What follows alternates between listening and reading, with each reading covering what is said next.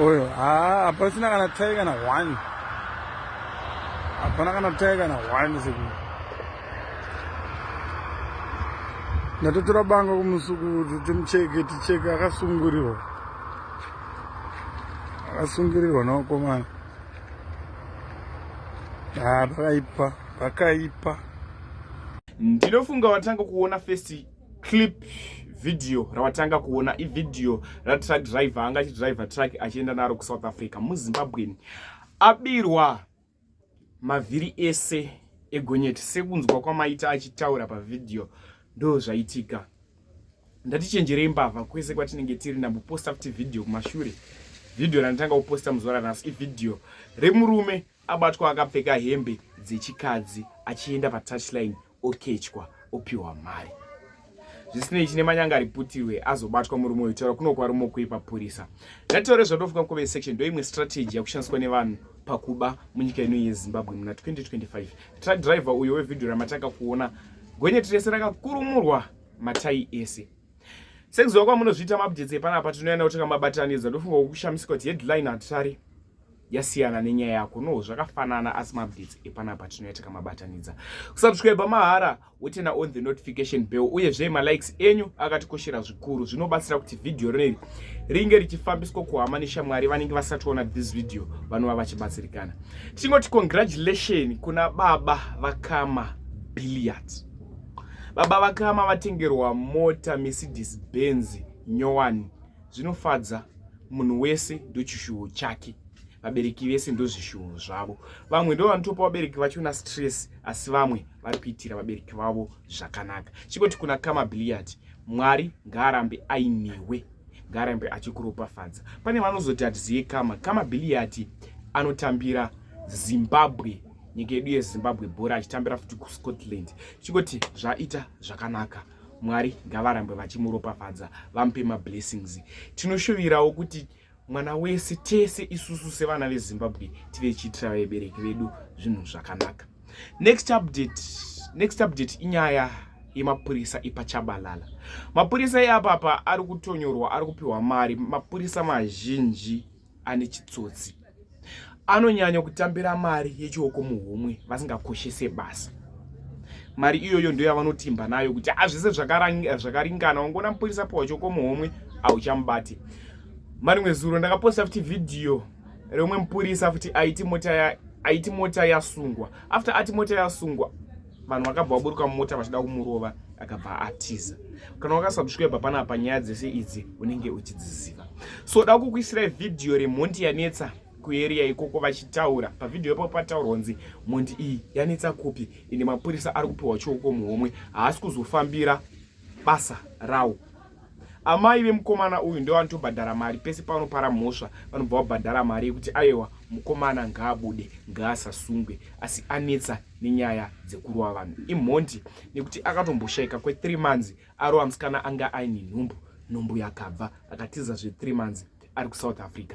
Kutaura kunoku makeses ekuponda vanhu awandisa aanopara asi haapedze wiki ari mujeri anenge abuda. Inini sahatirari ndakapiwa nyaya sezvairi inokasika kusvika kuvanhu. Nguva ichipo hatiregere kukuzivisa nyaya sezvadziri. Ndatinzwei zvizere munguva inotevera. Much love. Good morning. Mamuka sei chef. Ndine dambudziko panapa ndakamirira ngeta nge7.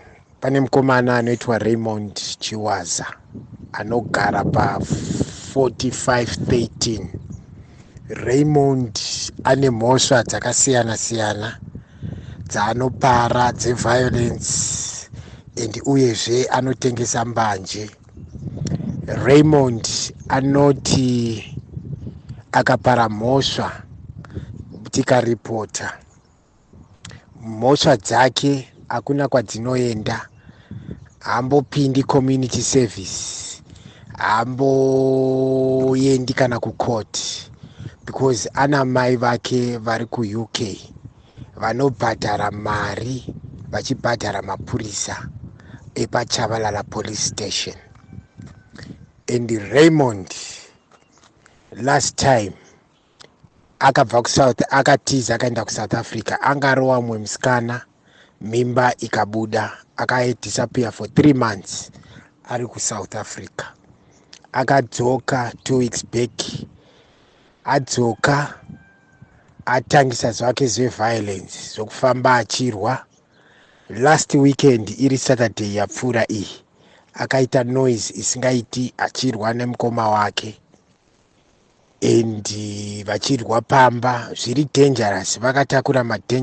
Akatakura dangerous weapon, mapanga nezvimwe zvidhina achiposera vachirwa publicly. Takaenda kunoripota kuChavalala. Taripota kuChavalala, Raymond akauya akatorwa asungwa kudaro iri Saturday kuma4. Nhasi mari yakapinda zuro. Nhasi ari kutobudiswa neChavalala police station. Anamboenda court, anamboenda anyway. Tinokumbirawo mutibatsirewo because mai vacho ndo vari kubisa mari kubhadhara paChavalala kuti mwana wacho mhosva dzake dzivharwe, dzisadzongofira paChavalala ipapo pasina court, pasina chii. Tibatsirei mapurisa. Mukomana ane macrime akawandisa, ane record isingaiti paChavalala. Tinokumbirawo kuti mutibatsirewo. He is dangerous to the community. He is dangerous. Munhu anorwa akabata weapons. Zvakaitika futi even mucommunity. Akamborowa dhoro umwe mai nedemo pa4519 panomwe mbuya akarowa dhoo nedemo ipapo, asi zvakaripotwa zvikashaiwa basa. And iye ane marecords, macrimes akasiyana siyana.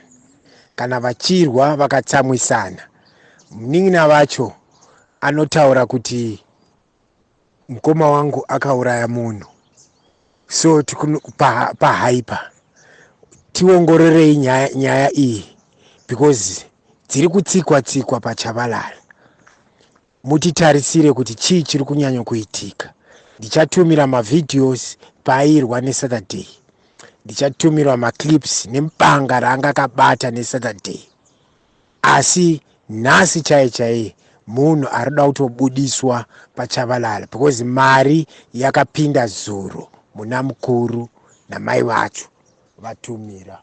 Tibatsirei polisi. Mukomana uyu ngaagare kwaanofanira kugara, mukati meprison, because mucommunity is very very very dangerous. Pari kushandiswa mari kuti awanike ari panze. Tiongororei zviri kuitika paChavalala. Nyaya yaRaymond Chiwaza nehistory yake nerecord yake. Ndatenda.